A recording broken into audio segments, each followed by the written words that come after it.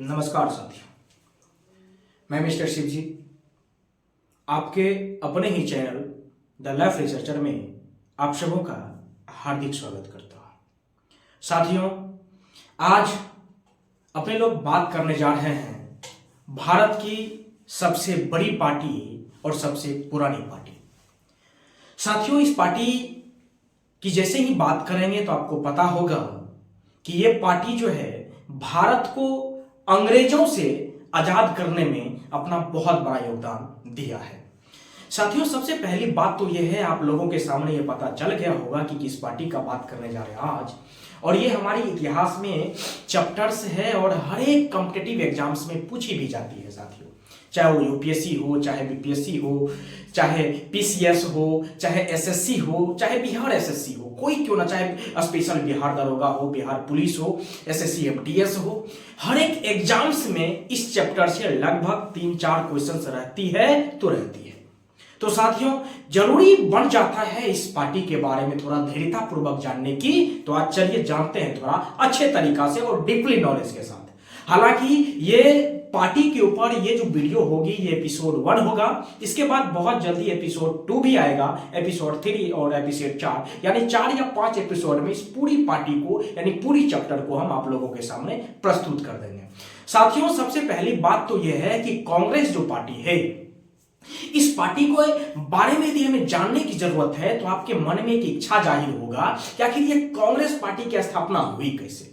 मतलब ये कि भारत में इस कांग्रेस पार्टी को कैसे लाया गया, आखिर कौन सा ऐसा व्यक्ति था, किस प्रकार की विचारधारा था, किस पार्टी का गठन किया गया और इस पार्टी की स्थापना हुई।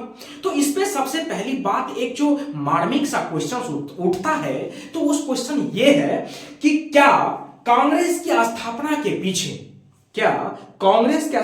के पीछे सॉफ्टी वर्ल्ड, जिसको कहा जाता है सुरक्षा कपाट, क्या इनकी हाथ तो नहीं थी? आखिर क्या है सुरक्षा कपाट? हम बात करते हैं सुरक्षा कपाट यानी सेफ्टी वॉल्व की। आखिर क्या है ये सेफ्टी वॉल्व? सबसे पहले इस बातों को हम समझते हैं। साथियों, सन 1857 की क्रांति जो हुई थी, तो सन 1857 की क्रांति में ब्रिटिश साम्राज्य को ये लग चुका था कि ये भारतीय अब जग चुका है, कभी भी ये फिर हमला कर सकता है, क्योंकि उसकी नाक को दम उठ चुका था सन 1857 की क्रांति को समेटने में। नाक दम उठ चुका था, महिलाएं भी अपने आप की वीरता को साबित कर दी थी, जिसमें झांसी की रानी लक्ष्मीबाई ने अकेले 8 दिन तक हीरोज की सेना से लड़ता रहा था। तो अंग्रेजों को यह पता चल चुका था, यदि इस प्रकार की बातें चलता ही रहेगा तो हम लोग को ज्यादा दिन तक यहां शोषण करने नहीं होगा, ज्यादा दिन तक हम यहां नहीं रह पाएंगे, ज्यादा दिन तक यहां हम काम नहीं कर पाएंगे, जिसके वजह से उस समय का अंग्रेजी यानी ब्रिटिश साम्राज्य में काम कर रहे अधिकारी, जो उस समय में एससीएस के अधिकारी थे यानी इंडियन सिविल सर्विस के अधिकारी थे, जिसका नाम था एओ हयूम।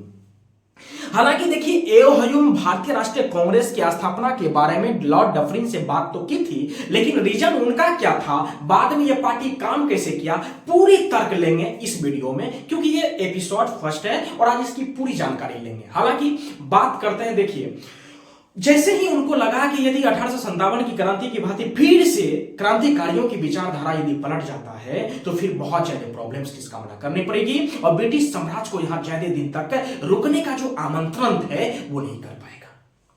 जिसके बाद एओ हयूम जो एससीएस के अधिकारी थे, जो कि रिटायर हो चुके थे, इनके दिमाग में एक खनकता है ये सुरक्षा कपाट। उसने सोचा कि क्यों ना इस प्रकार की चीजें को इस लोगों के सामने, यहाँ के क्रांतिकारियों, यहाँ के विद्वत लोगों के सामने रख दिया जाए कि इनकी दिमाग उसमें इन्वॉल्व हो जाए और ये अपनी सुरक्षा के बारे में, ये अपने स्वतंत्रता के बारे में, ये अपने आंदोलन के बारे में सोचे ही नहीं। क्यों नहीं इस प्रकार की बातें कीजिए। ये बात सोचने के उपरांत इसने लॉर्ड डफरिन के, उस समय जो तत्कालीन गवर्नर थे वो थे लॉर्ड डफरिन। हालांकि याद रखिएगा, तत्कालीन गवर्नर लॉर्ड डफरिन थे। याद रखिएगा, क्वेश्चन पूछा जाता है जब भारतीय राष्ट्रीय कांग्रेस की स्थापना हुई थी तो उस समय के तत्कालीन गवर्नर कौन थे, तो लॉर्ड डफरिन थे। इस बात को भी याद रखिएगा। चलते हैं तो लॉर्ड डफरिन के पास ये जाते हैं, बातचीत करते हैं और बातचीत करने के बाद वहां अपनी बातें को जाहिर करते हैं। कहते हैं, डफरिन साहब, सन 1857 की क्रांति के बारे में हमको पता होगा, जिस समय यहाँ के जो तत्कालीन गवर्नर थे वो लॉर्ड कैनिंग थे।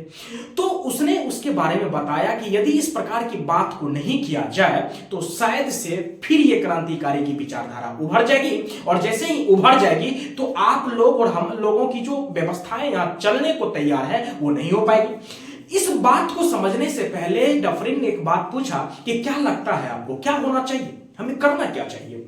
तो लॉर्ड डफरिन को एओ हयूम यानी एलन ऑक्टेवियन हयूम ने कहा कि देखिए कुछ ऐसी पार्टी का गठन कर दे जिन लोगों को, जिनमें इनकी विचारधाराएं, इनकी माइंड उसी में पूरा के पूरा गेमिंग हो जाए और उसके प्रति वो काम करना प्रारंभ कर दे, इनको पता ही न चले, चकाचौंध की दुनिया में खो जाएंगे ये लोग। डफरिन को लगा कि नहीं बात तो सही है, मुद्दा तो ठीक कह रहा, ये बात हो सकती है। तो ये करने के तत्पश्चात इनको ये लग गया, डफरिन से बातचीत हुई, एओ हयूम और डफरिन के बीच में ये बात विचारधारा आगे बढ़ा। आगे बढ़ने के बाद लॉर्ड डफरिन इसको इजाजत दे दिया जाता है और देने के बाद ये आए और अपने साथ में यानी एओ हयूम अपने साथ में एक पारसी धर्म के विचारक थे जिसका नाम था दादा भाई नौरोजी, और हमारे एक भारतीय थे जिसका नाम था सूर्यनाथ बनर्जी। इन तीनों के साथ में मतलब एओ हयूम और ये दोनों, इन दोनों के साथ मिलते हैं और साथ मिलने के बाद इस बात की विचारधारा करते हैं। याद रखिएगा कांग्रेस की स्थापना जो हुई थी वो ब्रिटिश साम्राज्य को बड़ा करने के लिए किया गया था, जो कि इस प्रकार से हुई नहीं। बाद में कांग्रेस इसको ब्रिटिश साम्राज्य उखाड़ को फेंकने में यानी उखाड़ के फेंकने में अपना योगदान निभाया। हालांकि चलते इसके ऊपर बात करेंगे पूरी, लेकिन इससे पहले इस बात को हम समझते हैं। ये तीनों जैसे ही आते हैं, बातचीत होता है, दादा भाई नौरोजी और सूर्यनाथ बनर्जी को ये बात बताते हैं एओ हयूम, तो इन लोगों को लगा बात सही है। तो एक डेट था, डेट का ये था भैया सितंबर सन 1884 का दिन था। वो सितंबर सन 1884 में थियोसॉफिकल सोसाइटी एक चल रहा था, उसका वार्षिक अधिवेशन होता है, मतलब प्रत्येक साल अधिवेशन हुआ करता था, ठीक है। तो वार्षिक अधिवेशन में इन मतलब एओ हयूम को एक कार्ड मिला हुआ था कि भैया आप लोग आइए और आप लोग इस अधिवेशन में भाग लीजिए और अपनी विचारधारा को भी थोड़ा इधर उधर करिए। तो इस वार्षिक अधिवेशन जो थियोसॉफिकल सोसाइटी का हुआ था, उस अधिवेशन में ये तीनों वहां जाते हैं।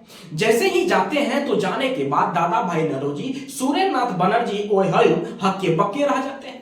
हक्के बक्के का मतलब ये था कि वहां जाने के बाद दुनिया गजब सी लग गई इनको, बड़ा चकाचौंध का दुनिया था, बड़ा गजब का माहौल था।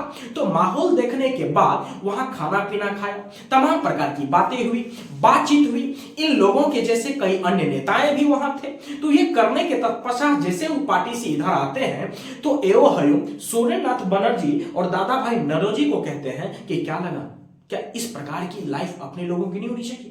अपने लोगों की भी होनी चाहिए।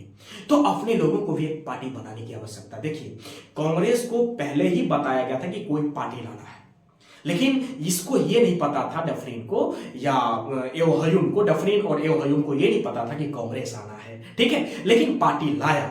तो उधर से आते ही सन 1884 में ही एओ हयूम, दादा भाई नौरोजी और सूर्यनाथ बनर्जी ने मिल करके एक पार्टी का गठन किया। हालांकि उस पार्टी का नाम रखा गया भारतीय राष्ट्रीय संघ। भारतीय राष्ट्रीय संघ पार्टी रखने के बाद देखा कि कुछ दिन तक उसमें लोग की जमावड़ा हो ही नहीं रही थी। जब लोग की जमावड़ा नहीं हो रही थी तो उन लोगों को यह लगने लगा कि भाई हम लोग जो इनके ऊपर मेहनत किए हैं, ये चकाचौंध की जो खर्च हो रही है, भैया यदि लोग इसमें नहीं आएंगे, प्रतिनिधि इसमें नहीं आएंगे तो भाई हमारा पार्टी चलेगा ही नहीं। जब पार्टी चलेगा नहीं तो क्या अपने लोग खाक की जिंदगी जी पाएंगे? तो इस प्रकार की विचारधारा होने में सब में एकदम से डिफरेंस आने लगे और आने के तत्पश्चात एक बुद्धिजीवी दादा भाई नौरोजी थे। तो तीनों में विचारधारा ये होता है कि क्या मतलब इस पार्टी का जब ये भारतीय राष्ट्रीय संघ है तो इसमें यदि लोग भाग नहीं ले रहे हैं, हिस्से नहीं ले रहे हैं, तो क्या करना चाहिए? तो उनमें से कहा कि क्यों ना इसका नाम बदल दिया जाए। याद रखिएगा यहां से क्वेश्चन आता है, भारतीय राष्ट्रीय संघ का नाम बदलकर भारतीय राष्ट्रीय कांग्रेस किसने रखा? तो उसका जवाब होगा किनके सुझाव पर रखा गया था? तो दादा भाई नौरोजी के सुझाव पर। फिर से याद रखिएगा, भारतीय राष्ट्रीय संघ का नाम बदलकर भारतीय राष्ट्रीय कांग्रेस रखा गया दादा भाई नौरोजी के सुझाव पर। याद रखिएगा इनके ऊपर एक चीज आती है, तो दादा भाई के ऊपर एक तथ्य दे दिया जाता है कि भाई आप सोचो कि क्या करना है। तो जाते हैं दादा भाई इस बात को सोचते हैं, तो दादा भाई नौरोजी सोच पाते हैं कि क्यों ना हम भारतीय राष्ट्रीय संघ का नाम बदलकर भारतीय राष्ट्रीय कांग्रेस कर दिया जाए। हालांकि कांग्रेस इसलिए उसने कहा क्योंकि कांग्रेस से उसकी जान परिचित थी, क्योंकि सही मायने में कांग्रेस का जो अर्थ होता है वो लोगों का समूह होता है। कांग्रेस का अर्थ लोगों का, इनको लग रहा था यदि कांग्रेस रख दिया जाए तो बहुत लोग ऐसे हैं कि कांग्रेस का शब्द मतलब पता है, तो इसका मतलब तो लोग वहां जमावड़ा में आएंगे, और रीजन भी यही था और हुआ भी यही, बाद में हम बताएंगे कि हुआ कैसे। ठीक है, तो इनका अर्थ होता है लोगों का समूह। कांग्रेस शब्द लिया कहां से गया, इस बात को याद रखिएगा। क्वेश्चन आता है कि कांग्रेस शब्द कहां से उठाया गया था, तो भैया कांग्रेस शब्द उत्तरी अमेरिका से लिया गया। और याद रखिएगा कांग्रेस का उत्तरी अमेरिका में क्या अर्थ होता है, तो कांग्रेस शब्द जो है उत्तरी अमेरिका में, कांग्रेस उत्तरी अमेरिका के जो संसद होते हैं उनको कांग्रेस कहा जाता है। यह बड़ा मतलब लगा कि लोग को यह बात जो है ना कांग्रेस परिचित में है, लोग इस बात को जान बुझ रहे हैं। तो ये जब जान बुझ रहे हैं तो इन लोगों को यह लग रहा था कि क्यों ना इस प्रकार की बात को रख दिया जाए जिसको लोग समझ भी रहे हैं, जान भी रहे हैं, तो लोग वहां ज्यादा पहुंचता है। यही बात हुआ। याद रखिएगा कांग्रेस का अर्थ होता है लोगों का समूह। कांग्रेस उत्तरी अमेरिका से ले आया गया शब्द है और उत्तरी अमेरिका के सांसद को कांग्रेस कहा जाता है। इस बात को थोड़ा सा याद रखना है। बाकी बात के साथ हमें यह भी देखना है कि आखिर और क्या हुआ। यह बात सोचने के बाद तीनों में यह विचारधारा एकत्रित हुई, और विचारधारा जैसे ही एकत्रित होता है तो एओ हयूम और सुरेंद्रनाथ बनर्जी और दादा भाई नौरोजी तीनों के मत से भारतीय राष्ट्रीय संघ का नाम जो है बदल दिया जाता है। याद रखिएगा सुझाव दादा भाई नौरोजी का था। भारतीय राष्ट्रीय कांग्रेस का नाम भारतीय राष्ट्रीय संघ का नाम बदलकर भारतीय राष्ट्रीय कांग्रेस रख दिया जाता है। याद रखिएगा अब जैसे ही राष्ट्रीय का चेंज कर गया और कांग्रेस रखा, तब इन लोगों के सामने फिर एक बात आती है कि क्या इसकी अब स्थापना करने की जरूरत है, क्योंकि हम लोगों ने नाम तो चेंज कर दी। अब जब चेंज कर दी तो फिर स्थापना की आवश्यकता पड़ेगी, अन्यथा लोग जानेंगे कैसे, लोगों को तो जानाना है। तो ये जनाने के लिए इनकी स्थापना की प्लान बनाई गई। तो इनकी स्थापना के प्लान जो है ये तीनों व्यक्ति मिलकर के प्लान बनाते हैं।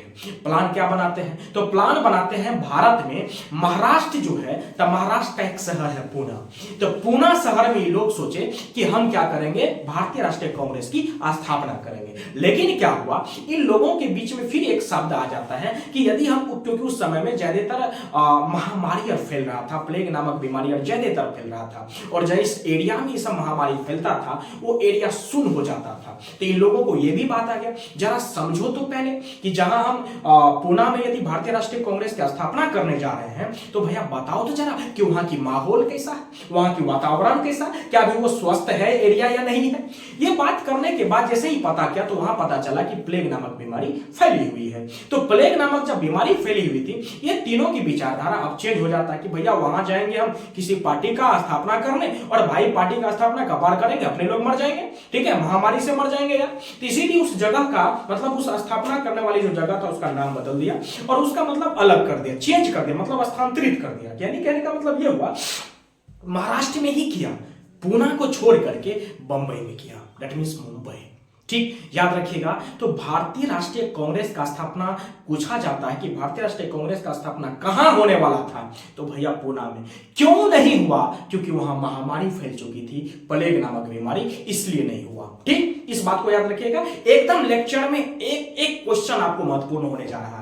लेक्चर को थोड़ा गौर से सुनिएगा और लेक्चर को समझते भी चलिएगा। इसमें कई क्वेश्चन को हम रिलेट करते जा रहे हैं, ध्यान से सुनिएगा। आगे हम फिर बढ़ते हैं, यहां से फिर क्वेश्चंस को फिर याद रखिएगा कि कांग्रेस की स्थापना कब हुई थी। याद रखिएगा कांग्रेस की स्थापना 28 दिसंबर 1885 ईस्वी को गोकुल दास तेजपाल संस्कृत महाविद्यालय के भवन में दिन के 12 बजे किया गया था।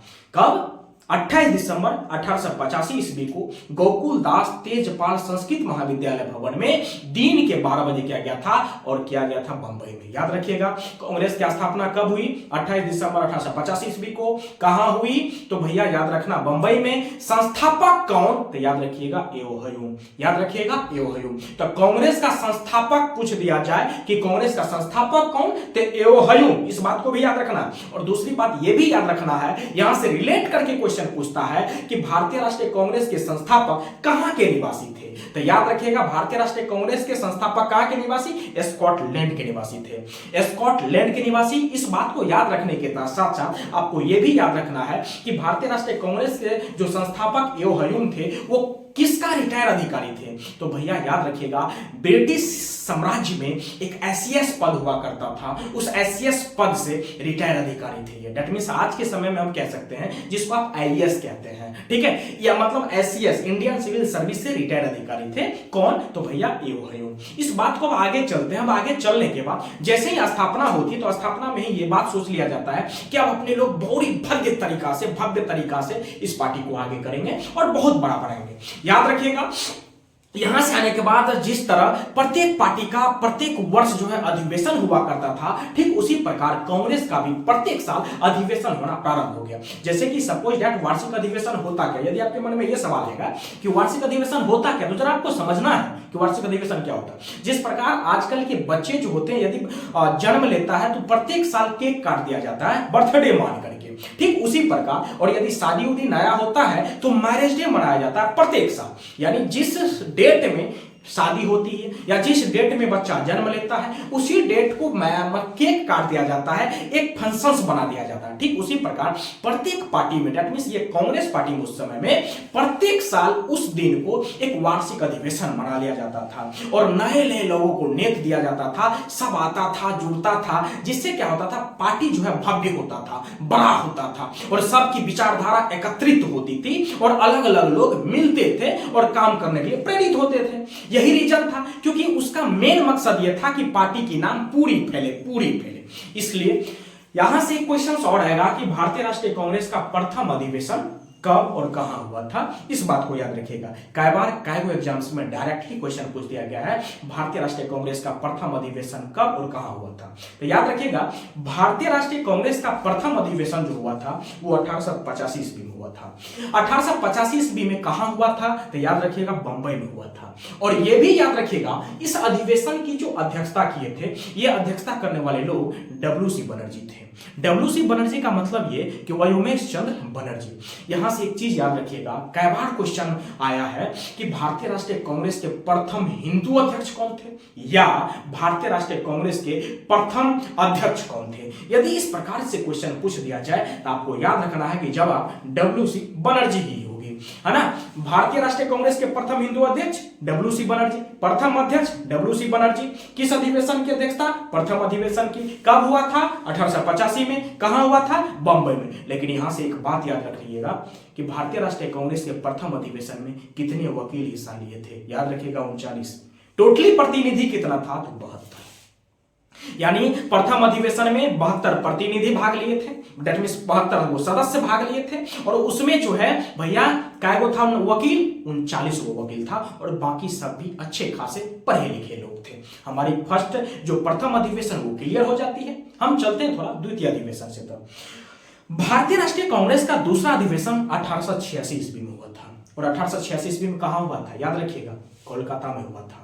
क्योंकि पहला अधिवेशन में ही ये सोच लिया गया था कि अगली जो दूसरी अधिवेशन होगी वो हम लोग कलकत्ता में करेंगे। यानी ये कि जिस अधिवेशन में 72 प्रतिनिधि भाग लिया था उस अध्यक्षीय भाषण जो दे रहे थे लोग, तो उस अध्यक्षीय भाषण में ये लोगों का आंकड़ा हो गया था कि भैया हम दूसरा अधिवेशन जो बनाएंगे वो कोलकाता में बनाएंगे। ठीक, तो चलिए चलते हैं। दूसरा अधिवेशन 1886 में हुआ। कहां हुआ सर, तो भैया कोलकाता में हुआ। इस अधिवेशन की अध्यक्षता किसने किया था, याद रखिएगा ये 1885 में जब भारतीय राष्ट्रीय कांग्रेस की स्थापना हो रही थी तो उस समय सुरेंद्रनाथ बनर्जी और एओ ह्यूम के साथ में जो दादा भाई नौरोजी थे जो पारसी धर्म से बिलोंग करते थे, वही व्यक्ति ने द्वितीय अधिवेशन की अध्यक्षता किए थे। याद रखिएगा द्वितीय अधिवेशन की अध्यक्षता दादा भाई नौरोजी करते हैं। लेकिन यहां से एक क्वेश्चन याद रखिएगा कि भारतीय राष्ट्रीय कांग्रेस के प्रथम पारसी अध्यक्ष कौन थे, तो दादा भाई नौरोजी। इस बात को याद रखिएगा। इस अधिवेशन में कितना प्रतिनिधि भाग लिए थे, तो 434 प्रतिनिधि भाग लिए। अब देखिए पहली अधिवेशन में 72, दूसरी अधिवेशन में फटाक से कराक से आ गया 434, मतलब कितना दर बढ़ गया। और इतना जैसे ही बढ़ जाता है तो उस समय के जो तत्कालीन गवर्नर थे जिसका नाम था लॉर्ड डफरिन, तो लॉर्ड डफरिन को यह लग रहा था कि अब हमारी पार्टी बहुत बड़ा हो रहा है, था। तो उसने एक आवेदन भेज दिया तमाम कांग्रेसियों को और वो लिख दिया कि तमाम कांग्रेसियों को हमारे उद्यान पार्टी हमें कर रहे हैं, उन पे आप सबों को आमंत्रण है, आप लोग आइए, भोज खिलाएंगे, मस्ती करेंगे, मजा करेंगे। ठीक है, ये सुन करके ना मतलब तमाम कांग्रेसी चले जाते। याद रखिएगा, उद्यान पार्टी पे किस अधिवेशन के उपरांत यानी तत्पश्चात उद्यान डफरीन के उद्यान पार्टी पे तमाम कांग्रेसी को हिस्सा लिया गया था। तो याद रखिएगा, दूसरा अधिवेशन के बाद। लेकिन याद रखिएगा, लॉर्ड डफरीन के द्वारा उद्यान पार्टी पे ऐसा कौन सा कांग्रेसी था जो भाग नहीं लिया था? तो उसमें याद रखिएगा सुरेंद्र नाथ बनर्जी। क्यों नहीं लिया था? क्योंकि उस समय वो वहां नहीं थे। ठीक, चलिए आगे बढ़ जाते हैं। तीसरा अधिवेशन को देख लीजिए, तीसरा क्या है।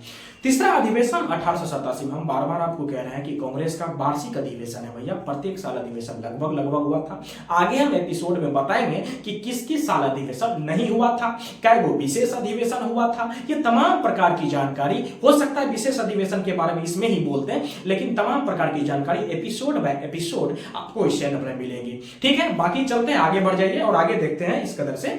तीसरा अधिवेशन जो भारतीय राष्ट्रीय कांग्रेस की होती है वो 1887 ईस्वी में होती है। कहां होती है? तो मद्रास में। याद रखिएगा, मद्रास, जिसकी राजधानी चेन्नई और मद्रास का नया नाम तमिलनाडु है। ठीक है, आगे बढ़ जाते हैं बुआ। और आगे इस बात में हम ये कहते हैं कि इस अधिवेशन की जो अध्यक्षता किए थे, इस अधिवेशन की अध्यक्षता करने वाले लोग जो थे, उस लोग का नाम था सैयद बदरुद्दीन तैयब जी। इस अधिवेशन में 607 प्रतिनिधि भाग लिए थे। और यहां से क्वेश्चन आपके सामने आएगा कि भारतीय राष्ट्रीय कांग्रेस के प्रथम मुस्लिम अध्यक्ष कौन थे? तो आपको याद जवाब रखना है भैया कि सैयद बदरुद्दीन तैयब जी थे। यानी कहने का मतलब ये हुआ, भारतीय राष्ट्रीय कांग्रेस के प्रथम मुस्लिम प्रेसिडेंट जो थे वो कौन थे बुआ? तो सैयद बदरुद्दीन तैयब जी। चलिए आगे बढ़ जाते हैं। इससे थोड़ा सा इस प्रकार की बातें याद रखना है। लेकिन एक चीज और याद रखना है आपको, नोट पॉइंट पे हम बताएंगे, 4 को अधिवेशन बताते हैं, उसके बाद 2-4 को चीजें याद रखने की तथ्य देंगे, वहां ये सब चीज थोड़ा सा याद कर लेना है। उसके बाद हम बढ़ जाते हैं सर चौथा अधिवेशन की तरफ। भारतीय राष्ट्रीय कांग्रेस का चौथा अधिवेशन 1888 ईस्वी में होती है। और 1888 ईस्वी में होती, लेकिन कहां? तो भैया याद रखिएगा, इलाहाबाद में। इलाहाबाद का नया जो नामकरण है वो प्रयागराज है, इस बात को भी थोड़ा सा याद रखिएगा। और इस अधिवेशन की अध्यक्षता किए थे जॉर्ज ह्यूले।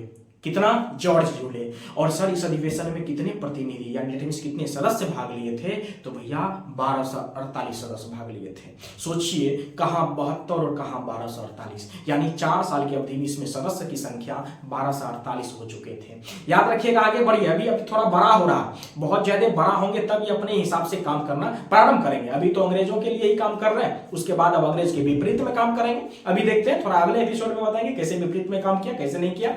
तो देखिए होता क्या है, यहां से एक क्वेश्चन आपसे फिर पूछेगा कि भारतीय राष्ट्रीय कांग्रेस के प्रथम ईसाई अध्यक्ष या प्रथम अंग्रेज अध्यक्ष कौन थे? तो याद रखिएगा जॉर्ज ह्यूले। लेकिन यही यदि ये पूछ दिया जाए कि भारतीय राष्ट्रीय कांग्रेस के प्रथम नहीं द्वितीय ईसाई अध्यक्ष कौन थे? तो याद रखना विलियम बेडरमन। कौन? विलियम बेडरमन। इस बात, दोनों बातों को याद रखना। अब यहां से 2-4 को चीजें नोट पॉइंट है, इस बातों को थोड़ा शेयर कर लीजिए और थोड़ा सा नोट कर लीजिए। होता क्या सर, फिर से हम बता रहे हैं, भारतीय राष्ट्रीय कांग्रेस की स्थापना 1885 में 28 दिसंबर को हुआ था, बंबई में हुआ था। भारतीय राष्ट्रीय कांग्रेस के संस्थापक तो भैया एओहयू। भारतीय राष्ट्रीय कांग्रेस के संस्थापक कहां के निवासी थे?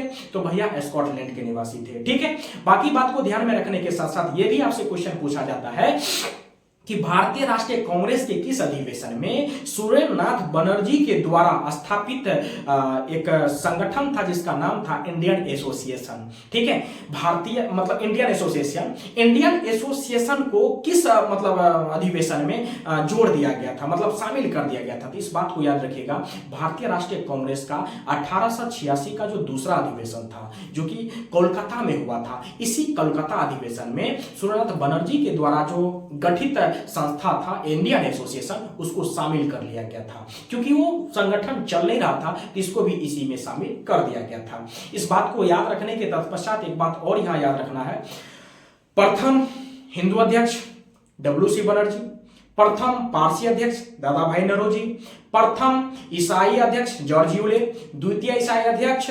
विलियम बेडरमन और प्रथम मुस्लिम अध्यक्ष सैयद बदरुद्दीन तैयब जी। पहला में भाग लिया था कितना सदस्य? तो 72, जिसमें 39 वकील थे। दूसरा में 434, तीसरा में 607 और चौथा में 1248। इन क्वेश्चंस के साथ हम अब मिलेंगे लगभग अब अगले एपिसोड में। हालांकि अगले एपिसोड में हम ये भी बताएंगे कि भारतीय राष्ट्रीय कांग्रेस के प्रथम महिला अध्यक्ष कौन थी। तो प्रथम महिला अध्यक्ष श्रीमती एनी बेसेंट थी, और ये भी याद रखेंगे कि प्रथम भारतीय महिला अध्यक्ष कौन थी, तो सरोजिनी नायडू। ये तमाम प्रकार की क्वेश्चन आपके सामने एपिसोड लाएंगे। लेकिन इस बात को याद रखिएगा, कई बार किसी विद्वानों ने यह भी कहा है कि किसने कहा, मतलब ये कहने का है कि कांग्रेस किनके दिमाग की उपज थी। ये कहने के लिए है कि लॉर्ड डफरिन की दिमाग की उपज थी, लेकिन ये दिमाग किनका था बुआ, तो एवो हयूम का। ठीक, एवो हयूम के दिमाग की उपज थी ये पार्टी, क्योंकि यदि ये नहीं उपजाता तो ये पार्टी नहीं होता। ईसाई धर्म यानी ब्रिटिश साम्राज्य को ये लग रहा था ये पार्टी हम इन लोगों को देंगे तो भैया ये हमारे हक में फायदा होगा। हालांकि कुछ दिन तक उनको लग रहा था और उनके हक में फायदे भी हो रहा था, लेकिन अचानक में जैसे ही क्रांतिकारी जैसे लोग और नेता इसमें भाग लेना प्रारंभ किए हमारे भारतीय, तो इनकी सोच ही थोड़ी बदल चुकी थी। हालांकि ये सोच पूर्णतः कब बदलता है, सन 1907 में, जब सूरत अधिवेशन में प्रथम बार फूट पड़ जाता है और गरम दल और नरम दल अलग अलग हो जाता है। उसके बाद विचारधाराएं थोड़ा अलग हो जाती है। गरम दल के नेता इनके विपरीत काम करना प्रारंभ कर देते इस पार्टी के माध्यम से, क्या कहते हैं, अंग्रेजों के खिलाफ काम करना प्रारंभ कर देते हैं। तो इन सब बातों को अगले एपिसोड में देखेंगे, यानी दूसरा जो एपिसोड लाएंगे, लगभग कल या परसों आपको एपिसोड मिल जाएगा। साथियों, लास्ट में हम लेंगे विदा।